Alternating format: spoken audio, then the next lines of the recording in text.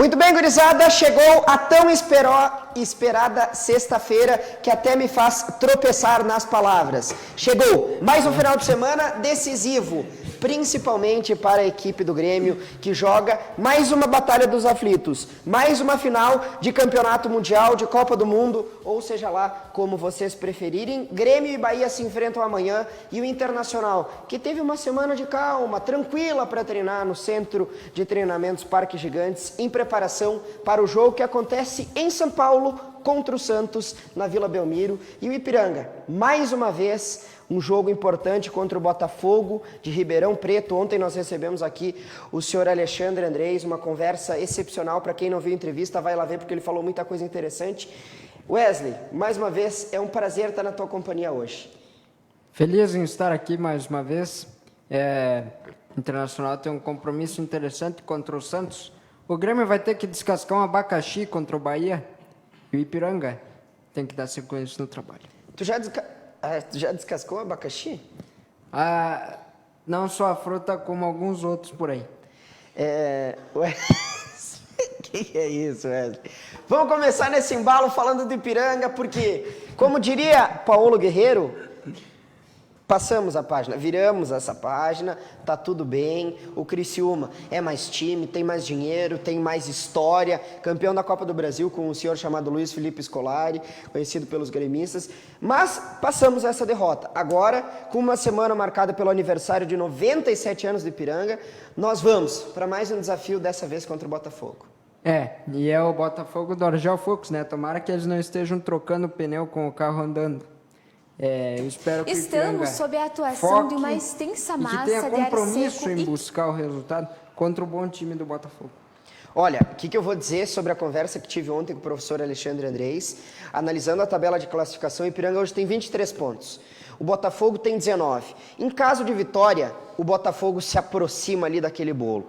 E pensando que nos jogos em que vão acontecer ainda, o Criciúma, se vencer, ultrapassa o Ipiranga. Em caso de tropeço do Ipiranga, o Criciúma pode ultrapassar, o Novo Horizontino pode ultrapassar. O Novo Horizontino joga contra o São José e o Criciúma joga contra o Oeste. Vamos analisar desse ponto de vista.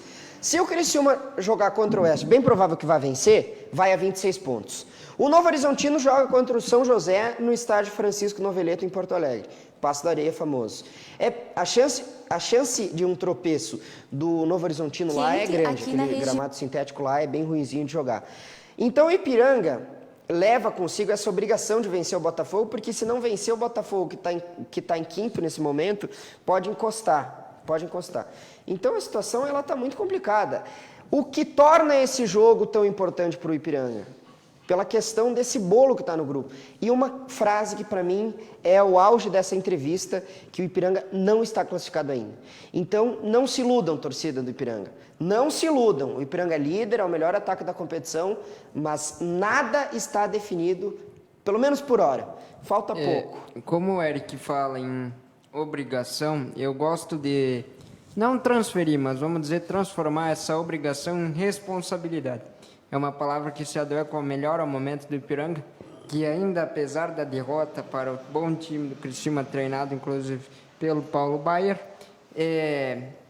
tem que ter responsabilidade em adquirir o resultado e não pode faltar luta nesse processo. Não, luta não vai faltar, dedicação. Ele falou também, eu estou pegando como exemplo a entrevista do Alexandre Andrés para dar crédito àquilo que eu falo, porque não sou eu que estou falando, é o preparador físico do Ipiranga, mas o pensamento é mais ou menos esse, por isso que eu uso ele como exemplo.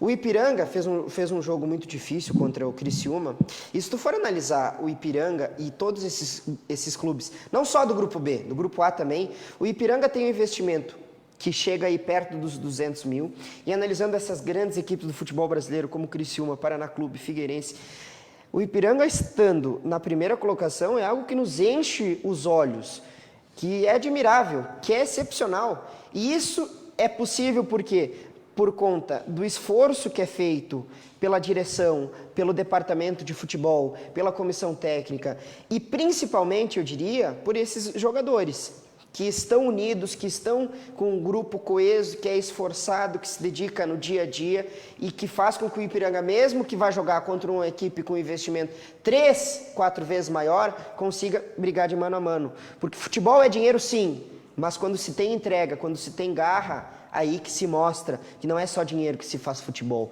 Tem alma, tem coração e tem vontade. Isso o Ipiranga está mostrando e representando. Mais uma vez, insisto, o Ipiranga muito bem representa o nosso município e a nossa região.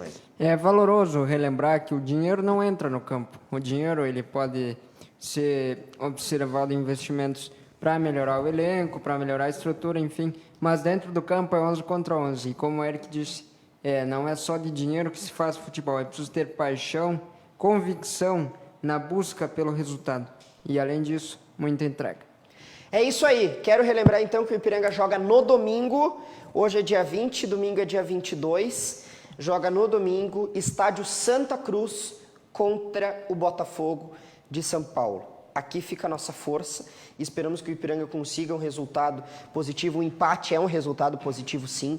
Tem apenas um jogador no departamento médico. Então temos que saudar. E eu encerro falando sobre o Ipiranga nessa semana, mais uma vez parabenizando por 97 anos de história. É um clube que eu aprendi a amar.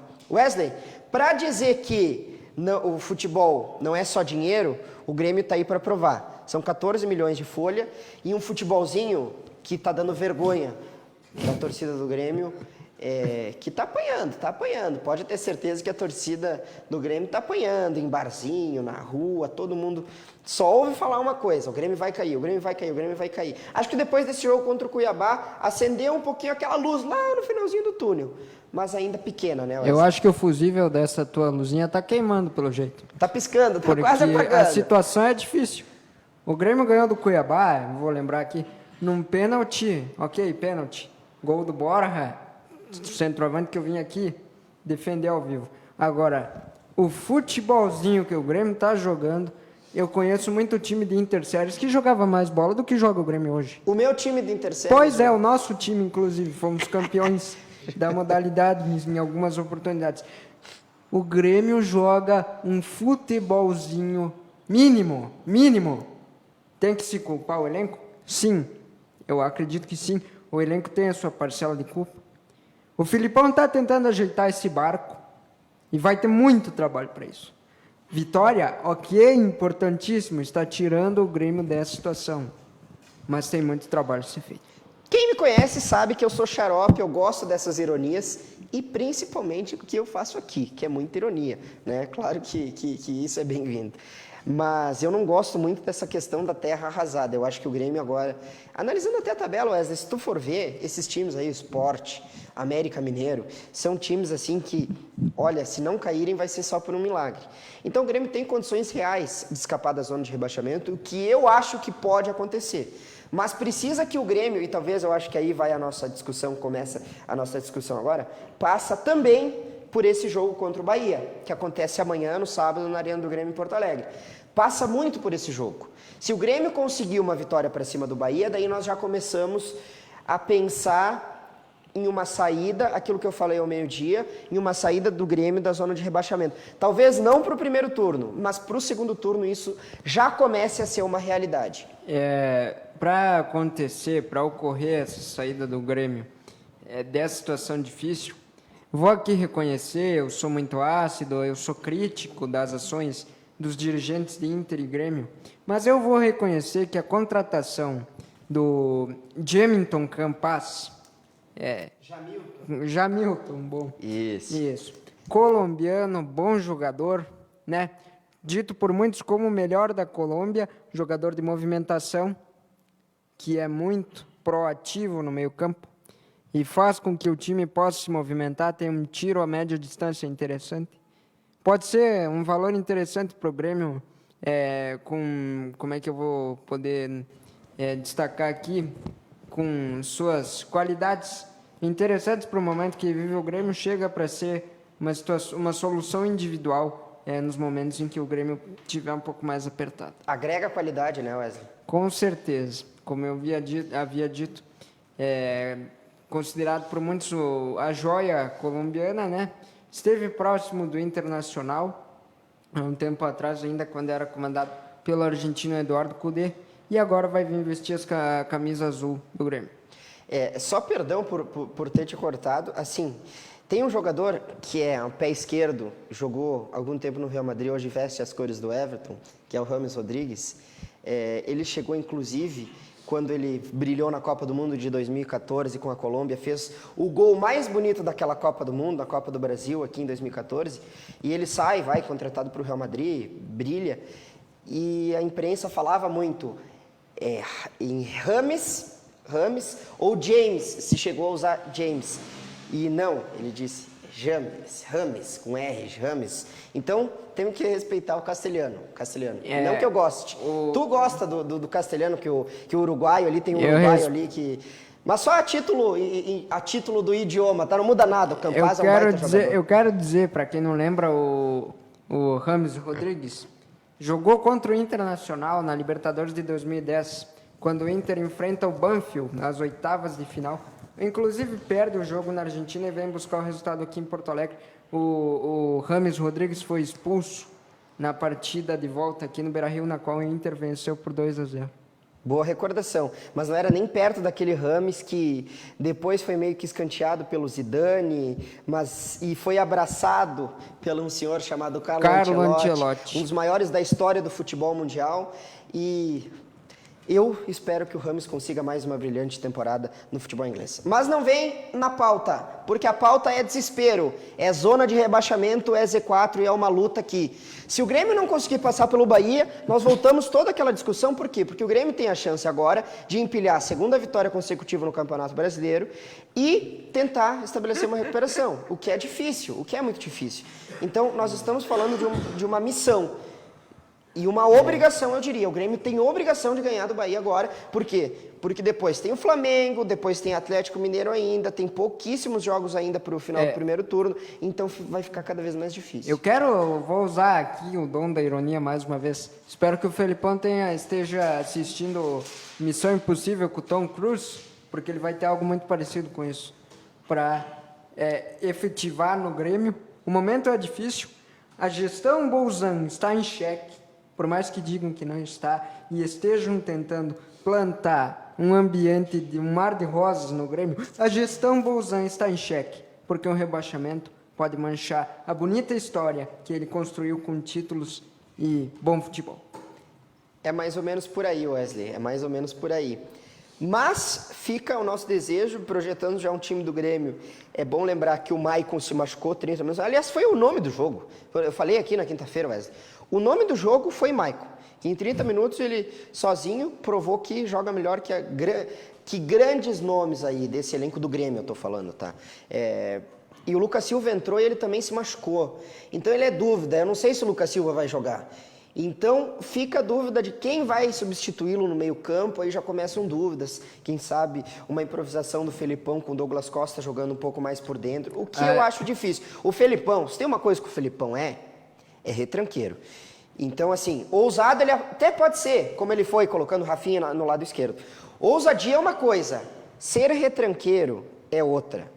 E o Felipão é retranqueiro. Ele, antes de qualquer coisa, ele é retranqueiro.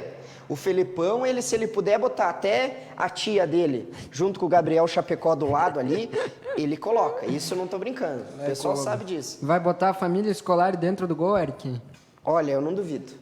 Eu quero aqui reiterar uma posição que eu estou tendo há algum tempo já. Grêmio e Bahia é mais uma oportunidade para Douglas Costa desembarcar na capital gaúcha.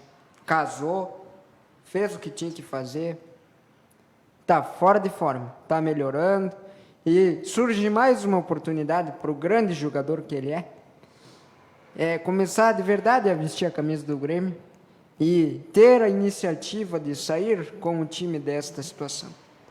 É isso aí. Eu ainda acho que o Douglas Costa está longe do que se esperava. Mas ele fez uma boa partida, razoável. Fez uma boa partida, brigando pela bola, indo nessa disputa, marcando em algumas vezes contra o Cuiabá. Mas ainda se espera muito do Douglas Costa, e isso é bem verdade. Wesley, vamos pular para o Internacional. Porque o Inter, por sua vez, vive um momento muito confortável. Também tem uma dúvida em relação ao esquema tático do time do Inter, que é porque o Saravia, que é o titular, se machucou. Quem deve ser o lateral direito do Internacional para esse jogo, que acontece no domingo contra o Santos na Vila Belmiro? Primeiro dizer que o jogo é difícil. Tá, o Diniz está balançando no cargo porque o Santos ontem, para quem não sabe, caiu da Sul-Americana. Num cenário difícil, num cenário de bastante pressão para os lados da Vila. O Inter vai chegar com alguma instabilidade, ainda é verdade, com relação a Thiago Galhardo, que já não é bem quisto no vestiário do Inter. E será que ele vai ser relacionado para a partida? Eu acredito. Há essa dúvida. Porque ele teve um compromisso pessoal lá, o Inter liberou, ele voltou do Rio de Janeiro e ele foi relacionado para os treinos. Mas ainda há uma dúvida quanto à sua relação para o jogo que acontece no domingo. E nós só vamos saber isso perto da hora do jogo. Acho que no sábado, provavelmente algum repórter bom da imprensa gaúcha já vai ter colhido essa informação, né? E entender que, apesar do Diniz não ter boas lembranças do Inter, acho interessante que se vá buscar um resultado positivo na Vila. A gente sabe que jogar lá nunca é fácil. O Internacional conseguiu a primeira vitória da sua história dentro da Vila em 2014, para quem não lembra. É uma vitória recente, teve episódios positivos na Vila depois dessa arrancada em 2014. E esperamos que seja mais um cenário positivo para que o Diego Aguirre continue empilhando vitórias. Olha, Wesley, tu me provocou, né? Eu com a camisa do São Paulo, tricampeão paulista, e tu vai falar que o Diniz tá incomodado com o Internacional. Mas o torcedor do São Paulo não pode ouvir falar no Diniz. Por quê? Porque o Diniz entregou um campeonato onde o São Paulo estava a 12 pontos na liderança. Então, é justo a indignação do torcedor são paulino com o Diniz. Aliás, complementando, Eric, tu comentou sobre o torcedor são paulino não morrer de amores pelo Diniz. Parece que o processo está ocorrendo em Santos também, tá? Porque eu ouvi muita gente dizendo que o Diniz foi quem eliminou o Santos da Sul-Americana e agora sobra. Mas é que tu vai querer ouvir torcedor. Na grande maioria, torcedor fala muita bobagem. E isso é normal. Eu não sou nenhum defensor do Fernando Diniz, eu já falei isso aqui. Tu sabe, falo aqui no ar, fora do ar. O Diniz é um baita enganador. Não é técnico para... Eu não gosto muito dessas coisas. Não é técnico para time grande. Discordo. Mas eu, particularmente, não gosto do Fernando Diniz. Agora, se ouviu, inclusive, o Fluminense caiu para o Barcelona, de um time medíocre, com veteranos lá com 42 anos, Fred, Nenê, Ganso, e que a culpa era do senhor Roger Machado, que é outro cara que eu também já não simpatizo muito. O Barcelona de Guayaquil tirou o Fluminense por saber cozinhar o jogo. Deixou o Fluminense em banho-maria e levou o resultado para casa. Mas o Diniz, ontem eu vi um posicionamento, terminando essa minha rápida colocação, que o torcedor do Santos não quer um psicólogo berrando à beira do campo, quer um treinador de verdade. Então eu posso esperar que o Internacional faça o seu papel, né, como o torcedor espera, para que ele vá buscar uma vitória nesse difícil cenário que vive o Santos. Eu tô para dizer que a torcida do Inter tá emocionada. Eu vi até colorados falando em 3-0 para o Internacional. O que para mim eu acho que 3-0 até não, vai buscar um resultado um pouquinho mais enxuto, mas acredito na vitória do Inter em São Paulo. Por mais que isso parecesse estranho em algumas temporadas atrás, onde o Internacional não buscava resultados fora de casa, hoje o panorama é um pouquinho diferente e eu acredito na capacidade do Diego Aguirre para fazer isso. 2-1 Internacional. Eu não palpito. Eu já perdi muito dinheiro com aposta esse ano, porque eu apostei muito em jogos que não deveria ter apostado. Wesley, não vem ao caso, esquece isso aí. Eu tenho duas perguntas aqui. A primeira, a Libertadores da América já tem definições, tá? Flamengo enfrenta o Barcelona, então de um lado eu coloco minhas fichas no Flamengo na final e do outro lado Atlético Mineiro e Porco, que meteu 3-0 no São Paulo dentro do Allianz Parque nessa semana. Não sei se foi na quinta ou se foi na quarta. Mas lembrei, Wesley, tu enrolou e não me respondeu a pergunta. Quem deve ser o lateral direito do Internacional pro jogo? Eu utilizaria o mercado, né? Porque está aí há um mês regularizado, não foi utilizado ainda. A brecha do Saravia me parece uma oportunidade válida para a entrada do Gabriel Mercado, que tem, além da valência do campo, né, qualidade, tem muito do vestiário. É um campeão nato, ganhador e um grande líder que vai somar nesse novo Internacional que parece estar tomando forma. Sobre a Libertadores, o Eric mencionou, eu acredito que o Flamengo vai vencer o Barcelona de Guayaquil, mas vai tomar uma canseira, assim como foi com o Fluminense. E aí o outro jogo eu deixo por conta do destino, porque aí... Vai ser um grande duelo. Eu tô para dizer, Wesley, que essas semifinais de Libertadores, talvez elas possam ser as mais...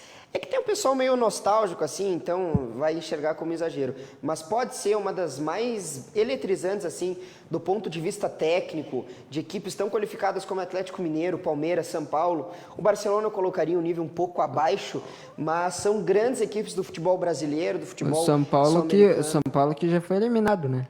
O Palmeiras, Atlético Mineiro e Flamengo. Agora sim. Que inclusive brigarão por títulos da Copa do Brasil e também dos títulos, o título do Campeonato Brasileiro. Até estava numa discussão aqui com o pessoal, porque o Inter, claro, se vencer e já começa a brigar lá em cima, tem time para brigar, mas não por título, me desculpem, eu acho que o Atlético Mineiro, o Flamengo e o Palmeiras estão um nível superior.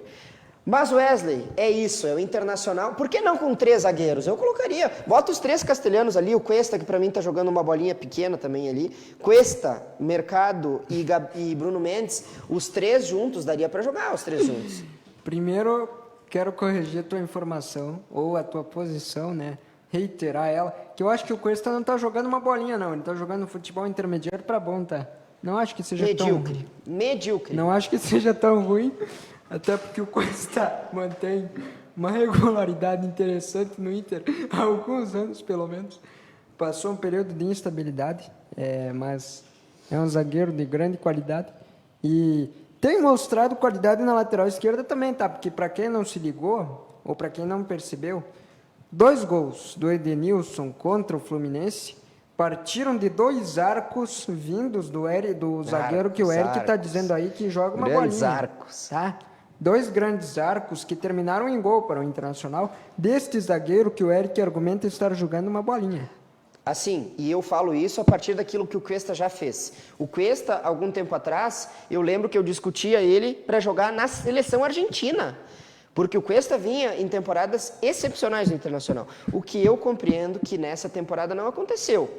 O Cuesta, nesse mesmo jogo que o Wesley diz, eu não sei se tu sabe, mas zagueiro tem que defender. Quer atacar, bota o Cuesta então lá como ponteiro esquerdo, daqui a pouco ali junto com o Yuri Alberto ele ia se entender melhor. Porque para atacar ele é uma maravilha, para se defender, tanto é que o gol do Fluminense, um passe primoroso, sai nas costas exatamente desse teu bruxo aí que é o Vitor Cuesta. O Vitor Cuesta, assim como o Kahneman, é um grande zagueiro. As pessoas não podem negar isso. Não, mas que, não aliás, tô negando. É muito valoroso ter 2 argentinos da qualidade que Internacional e Grêmio têm nas suas linhas de defesa. Cuesta, como eu disse, passou momentos de instabilidade, isso é verdade, mas em momento nenhum perdeu exímia qualidade no futebol que desempenha. Pelo menos essa é uma opinião minha. Né? Não concordo. E tanto é que o Cuesta só está no nível razoável, medíocre, como eu coloquei, que o Wesley disse medíocre para bom, porque Bruno Mendes foi absolutamente assertivo à contratação do Internacional. A direção acertou na mosca para a contratação. Aliás, tardou, né? Porque o senhor Alessandro Barcelos está nesse salto alto, junto com o João Patrício, que... João Patrício saiu do Inter, né? De forma admirável, jogou a toalha, e agora tá o Emílio Papaléuzinho lá, que até então, né, cara que não tem experiência alguma. Mas eu não quero falar desses caras aí. Eu tô falando que a direção do Internacional acertou na contratação. O que eu tô dizendo, é impossível tu me dizer que um dirigente como o Emílio Papaléuzinho, que aliás fui pesquisar a trajetória dele depois que integrou a equipe diretiva do Internacional, esteve presente nas campanhas de Fernando Carvalho como campeão da Libertadores e do mundo. Mas ele não era departamento de futebol, Wesley. Como pode ser um dirigente sem história? Não falei história, falei experiência. Campeão da Libertadores e do mundo e não tem experiência. Mas não no futebol, ele não tinha contato direto com o futebol. Bom, agora tem. Agora tem, mas até então não tinha. Vai agregar, é um cara que age com calma, parece tranquilo, não faz tempestades em copo d'água e vai auxiliar o Internacional na busca dos objetivos do clube. Não só dentro como fora do campo. Nós vimos isso no caso do Thiago Galhardo, a lambança que esse mesmo senhor Emílio Papaleuzinho fez. Eu até simpatizo um pouco com o João Patrício Herman, eu acho que ele é um coloradaço. Não que o Emílio esse não seja, até porque vem de uma família, tu bem deve saber dos bastidores do Internacional, vem de uma família aí que já vem há muito tempo junto com o Inter. Ele é de um movimento que é o Convergência Colorado, tá? Que é o mesmo movimento do presidente Alessandro Barcelos.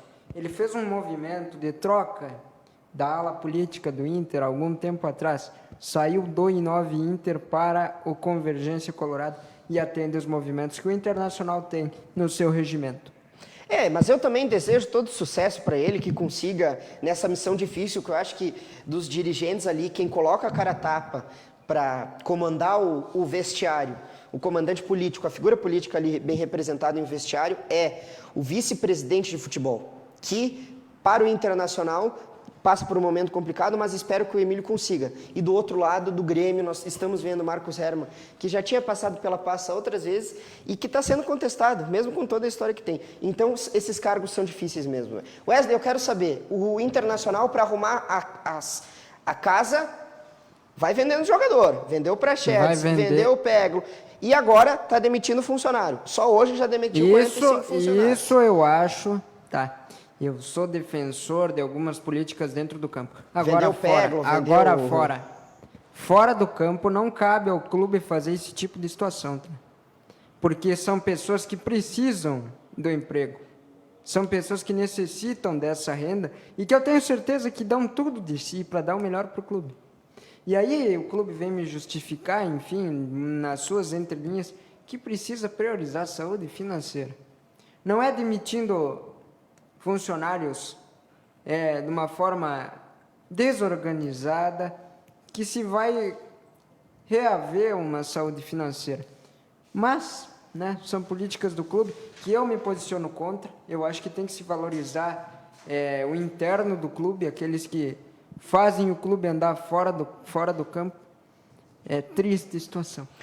E o Internacional se manifestou de forma pública em nota oficial que foi divulgada na tarde dessa sexta-feira. Eu também fico triste porque, no final das contas, o Inter já tinha feito isso na primeira vez. Eu sei que a justificativa ela vai de encontro com o que pensa a direção, que, bem ou mal, o senhor Alessandro Barcelos, que é um colorado já de muito tempo, ele tem um objetivo que é claro, que é colocar o Internacional é uma saúde financeira, porque todo mundo sabe que isso depois repercute e o que acontece dentro do futebol é reflexo de uma administração razoável.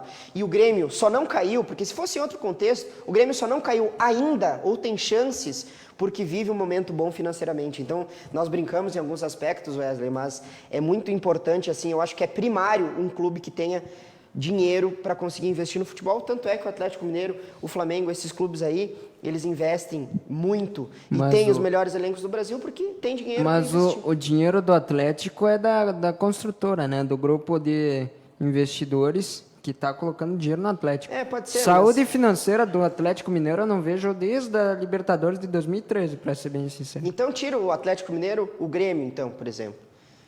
O Grêmio tem uma administração interessante. Falta resultado dentro do campo. Falta muito. O desgaste do Romildo é grande para o atual momento. Ele tinha pretensões fora do futebol também, agora parece que está aliviando um pouco essas pretensões para pensar um pouco mais no clube.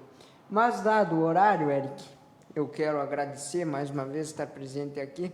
No mais tardar, nos veremos outra vez e para discutir os rumos da dupla no Brasileiro e o futuro do futebol do Ipiranga. Se Deus quiser, com uma vitória no domingo, e se Deus quiser, mais ainda, estaremos juntos na segunda, eu com Wesley, quando preferir vir. E seguimos. Boa sexta-feira para ti, bom final de semana, Wesley. Um abraço para o Eric, um abraço para a nossa audiência. Bom descanso para todo mundo. Chegamos ao fim de mais uma semana, gurizada. Boa sexta-feira a todos, bom final de semana, se cuidem e até a próxima. Tchau.